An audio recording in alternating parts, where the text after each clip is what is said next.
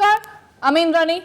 শুরু করছি আজকে একটা হিসেব কষে দেখানো হচ্ছে যে এই সামান্য কজন জুনিয়র ডাক্তারের মানে ৫,০০০ মতো যে জুনিয়র ডাক্তার কাজ করেন কলকাতার বিভিন্ন সরকারি হাসপাতালে, তাদের কাজ বন্ধ করাতে কিচ্ছু যায় আসে না। সিনিয়র ডাক্তারেরা সব সামলে নিচ্ছেন, সব ঠিক আছে। সরকার মিছিমিছি ২৪ জনের লিস্ট সামনে রেখে রাজনীতির কথা বলছেন। তো এই হিসেব সরকার তো দিচ্ছেন, এটা ঘটনা। আবার সেই একই হিসেব সেদিন সুপ্রিম কোর্টে সরকারের তরফ থেকেও রাখা হয়েছে। কপিল সিব্বল এই কথাগুলো বলেছেন যে অনির্দিষ্টকালের জন্য জুনিয়র ডাক্তারদের এই কর্মবিরতি কিন্তু স্বাস্থ্য পরিষেবা ব্যবস্থার উপরে খুব খারাপ প্রভাব ফেলছে। তিনি আবেদন করেছিলেন যে হুজুর আপনারা কিছু বলুন। তো বিচারপতিরা সঙ্গে সঙ্গে নির্দেশ দিলেন সরকার কোনো শাস্তিমূলক আচরণ করতে পারবেন না, ডাক্তারদের সুরক্ষার দায় নিতে হবে, কিন্তু ডাক্তারবাবুরা কাজে ফিরুন মঙ্গলবার বিকেল ৫টার মধ্যে। উপস্থিত বিকাশ উকিল সমেত বাকিরা কি কেউ বিরোধিতা করেছেন? আদালতে করেননি। আবার সুপ্রিম কোর্টের এই নির্দেশিকাকে কার্যত বুড়ো আঙুল দেখিয়ে সেই কর্মবিরতি এখনো চলছে। উল্টে আরো কিছু শর্ত জুড়ে গেছে, আরো কিছু আমলাদের সরিয়ে দেওয়া থেকে মিডিয়ার সামনে বৈঠক ইত্যাদি শর্ত। এবং ক্রমাগত বলা হচ্ছে যে এই কর্মবিরতিতে কোনো রকম স্বাস্থ্য পরিষেবার বিঘ্ন ঘটছে না। আচ্ছা, একটা কথা বলুন তো, তাহলে এই জুনিয়র ডাক্তারেরা ঠিক কি করেন? তারা আছেন কেন? যদি না থেকেও কোনো ফারাকই পড়ে না, তাহলে তাদের রাখাই বা কেন? একটা তো যুক্তি থাকবে। সেটাই বিষয় আজকে। কলকাতার সরকারি হাসপাতালে জুনিয়র ডাক্তারেরা আছেন কেন?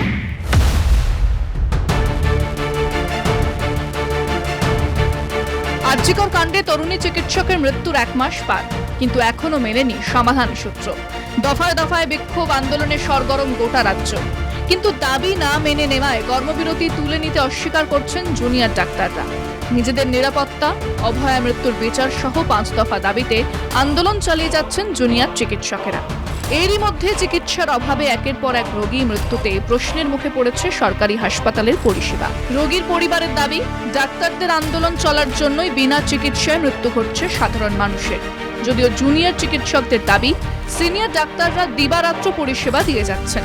যদিও সরকারি হাসপাতালে নিশ্চয়ই জুনিয়র ডাক্তারদের ভূমিকা রয়েছে। যদি তা না হতো তাহলে ওই পদ তৈরিই হতো না। জঘন্য ধর্ষণ, খুন এবং তার পেছনে থাকা দুর্নীতির বিরুদ্ধে লড়াইকে ক্রমশ এক রাজনৈতিক হাতিয়ার করার চেষ্টা চলছে। বিনা চিকিৎসায় মানুষ মারা যাচ্ছে, গরিব মানুষ। সমস্যা সেখানেই। এই সমস্যা অবিলম্বে মেটানো হোক, সাধারণ মানুষ সরকারি হাসপাতালে বিনা খরচে চিকিৎসা পাক, এটাই মানুষের চাহিদা।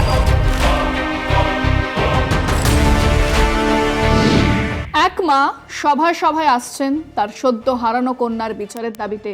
তার দাবির পাশে দাঁড়িয়েছেন এই ডাক্তারবাবুরা। অন্য আরেক মা কাঁদছেন, আমার ছেলেটা চিকিৎসা না পেয়েই মরে গেল। কেউ কিছুই বলবেন না। এই ডাক্তারবাবুরা আন্দোলন করছেন। জামায়াতের পাশে এসে খাবার এসে যাচ্ছে, পাঠাচ্ছে টেকনো। যাদের প্রাইভেট মেডিকেল কলেজ আছে, যেখানে ডাক্তার হতে গেলে কম করে ৫০ থেকে ৬০ লক্ষ টাকা মাথাপিছু খরচ করতে হয়, সেই টেকনো ইন্ডিয়া ধর্মঘটে ডাক্তারদের খাবার পাঠাচ্ছে। কেন? কে কাদের পাশে? প্রথমে দাবি কি ছিল? সুরক্ষার। গতকাল জানা গেল ওটা নয়, তাদের ৫ দফা দাবি আছে, সেটা মেনেই আলোচনা করতে হবে। তারপরে জানা গেল সেই আলোচনা মিডিয়ার সামনেই করতে হবে। দিন গড়াচ্ছে, দাবির তালিকা বাড়ছে। মানুষ বলছে শুধু নয়, কেবল হাসপাতালের হিসেব বলছে যে স্বাস্থ্য পরিষেবা ভয়ঙ্করভাবে ক্ষতিগ্রস্ত। দিনে ৬,০০০ আউটডোর পেশেন্ট আসত আরজিকরে, এখন আসছে ১২০০ থেকে ১৩০০। এটা কেন? যাদের সামান্য সঙ্গতি আছে তারা যান বাঁচাতে ছুটছেন ওই প্রাইভেট হাসপাতালের দিকে, যেখানে নাকি ৪০% ব্যবসা বেড়েছে। মানে আন্দোলনে খাবার জোগাচ্ছে টেকনো ইন্ডিয়া, যারা ক্যাপিটেশন ফি নিয়ে ছাত্র ভর্তি করেন। ব্যবসা বাড়ছে প্রাইভেট কর্পোরেট হাসপাতালে, নার্সিং হোমে। অথচ এই আন্দোলন নাকি জনগণের স্বার্থে। এক পুরোনো দিনে জুনিয়র ডক্টরস মুভমেন্টে অংশ নিয়েছেন এমন ডাক্তারবাবু বলছিলেন, ৮৩ আন্দোলনে ১২টা দাবির ১০টাই ছিল চিকিৎসার সুযোগ বাড়ানোর জন্য, রোগীদের সুবিধে বাড়ানোর জন্য। আর এবারে কিন্তু দাবি জুনিয়র ডাক্তারদের সুরক্ষা, তাদের রেস্টরুম, তাদের টয়লেট, তাদের ভয়মুক্ত পরিবেশে, তাদের সহকর্মীর ধর্ষণ আর খুনের বিচার চেয়ে। এবং ডক্টর পুণ্যব্রত গুণ, যিনি নাকি শঙ্কর গুহ নিয়োগের সঙ্গে জন আন্দোলনে নেমেছেন, তিনি মাঠে নেমেছেন এক মাকে মিথ্যে প্রমাণ করতে, যিনি তার সন্তানকে হারিয়েছেন মাত্র কদিন আগে। যে মায়ের বক্তব্য তার সন্তান চিকিৎসার অভাবে মারা গেছে। কেন এই কথাগুলো উঠছে? কারণ ক্রমশ এই আন্দোলন দুপক্ষে বিভাজিত হচ্ছে। শহরের এলিট সমাজ, চেয়ে দেরিদা ফুকো পড়া সমাজ, রিক্লেম দ্য নাইটে কল দেওয়া সমাজ, আর অন্যদিকে প্রান্তিক মানুষের সমাজ, গরিব মানুষজন, যাদের কাছে সরকারি হাসপাতালে চিকিৎসা নিতে যাওয়া ছাড়া অন্য কোনো উপায় নেই, যারা ফ্রিতে ওষুধের জন্য ঘন্টার পর ঘন্টা লাইনে দাঁড়িয়ে থাকেন।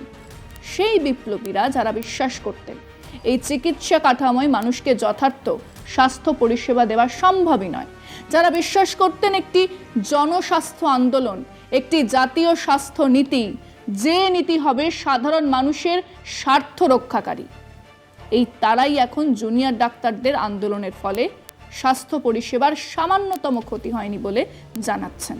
মুখে নয়, একদম লিখিত। তাদের মনে হচ্ছে স্বাস্থ্য পরিষেবা তো বেশ ভালোই আছে।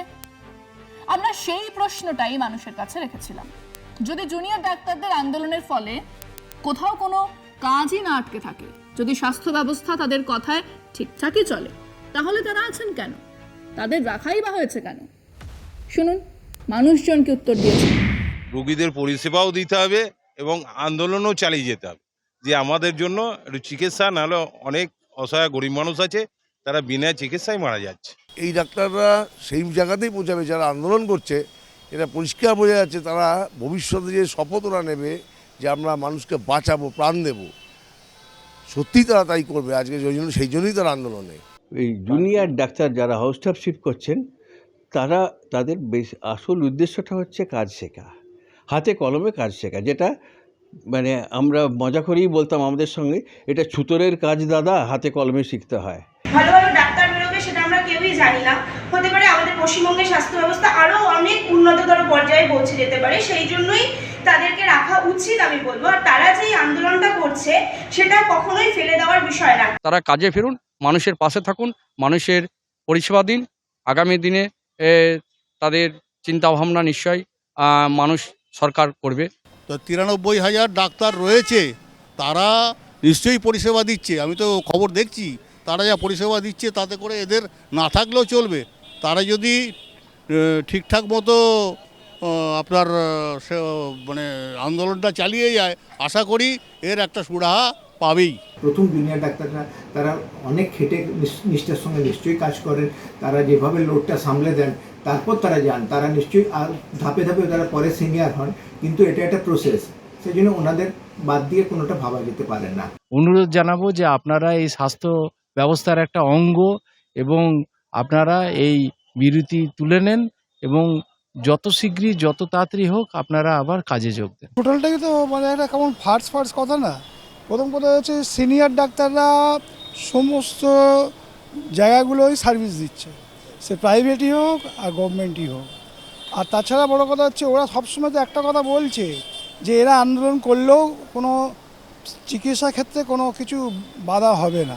জুনিয়র ডাক্তার ছাড়া কোনোদিনই কোনো সরকারি হসপিটাল বা মেডিকেল কলেজ চলতে পারে না। মুখ্যমন্ত্রীরও যেমন 10 পা এগিয়ে আসা দরকার, জুনিয়র ডাক্তারদেরকেও 10 পা এগিয়ে যাওয়া দরকার, যাতে এটা একটা সুষ্ঠু মীমাংসা হয়। আর আগামী দিন যাতে আমাদের স্বাস্থ্য ব্যবস্থার পরিকাঠামোটা খুব ভালো হয়। রোগীর প্রচুর অসুবিধা হচ্ছে, ইভেন মারাও গেছেন অনেকজন। যদি তাদের কথাটা সত্য হিসাবেই ধরে নিই, কোনো ক্ষয়ক্ষতি হচ্ছে না, তাহলে আর ডক্টরের নতুন হয়তো নিয়োগের প্রয়োজন নেই, সেটাই তারা জানাতে চাইছেন। আজকে যারা আন্দোলন করছে এরা প্রতিবাদী মুখ, এবং গণতন্ত্রের পাঠ হলো আন্দোলন, প্রতিবাদ করা। যেভাবে আরজি করে খুন হচ্ছে, ধর্ষিত হয়েছে, মৃতার প্রতি যে অন্যায় অবিচার হচ্ছে, সেই বিচার চাইতে গিয়ে যদি এরকম কথা শুনতে হয়, এটা লজ্জার বটে। যারা প্রাথমিকভাবে যারা যে সমস্ত রোগী আসে তাদেরকে প্রথম দেখে জুনিয়র ডাক্তাররাই, সুতরাং জুনিয়র ডাক্তারের অভাব থাকবেই এবং এই অভাব মিটিয়ে নেওয়া দরকার। খুব তাড়াতাড়ি আলোচনা করে এই সমস্যার সমাধানটা করা দরকার। সাধারণ নাগরিক যাতে হয়রানি না হয় সেটা অন্তত সরকারকে বিশেষ গুরুত্ব দিয়ে দেখা দরকার। আন্দোলনটা আন্দোলনমুখী হোক, আন্দোলনটা বিপদগামী হয়ে গোটা পরিষেবাটা যেন বানচাল না হয়ে যায়, এইটা সাধারণ মানুষ হিসাবে জুনিয়র ডাক্তারবাবুদের কাছে আমারও একটা আবেদন থাকবে। আসলে এই আন্দোলনের উদ্দেশ্য শুরু থেকে স্পষ্ট, ওই দফা 1 দাবি 1 মুখ্যমন্ত্রীর পদত্যাগ। কিছু মানুষজনকে তো আহা আহু করতে শুনলাম এই ইস্যু যদি 6 মাস আগে হতো তাহলে 5টা আসনও পেত না তৃণমূল, এই হিসেবও শুনেছি। এক জঘন্য ধর্ষণ, খুন, তার পেছনে দুর্নীতির বিরুদ্ধে লড়াইকে ক্রমশ এক রাজনৈতিক হাতিয়ার করার চেষ্টা চলছে। ক্রমশ আন্দোলনকে যে কোনো মূল্যে জিয়ে রাখার চেষ্টা চলছে, অন্য কিছু নয়। যে খুশি, যারা খুশি আসুক ক্ষমতায়, তাতে খুব একটা কিছু যায় আসে না। কিন্তু বড়ে হয়ে মারা পড়ছে গরিব মানুষ, বিনা চিকিৎসায় মারা যাচ্ছে গরিব মানুষ, সেখানেই সমস্যা। এই সমস্যা অবিলম্বে মেটানো হোক। সাধারণ মানুষ, গরিব মানুষ সরকারি হাসপাতালে বিনা খরচে চিকিৎসা পাক, এটাই মানুষের চাহিদা। আজকে এ পর্যন্তই। দেখতে থাকুন কলকাতা টিভি, রাত দিন 7 দিন।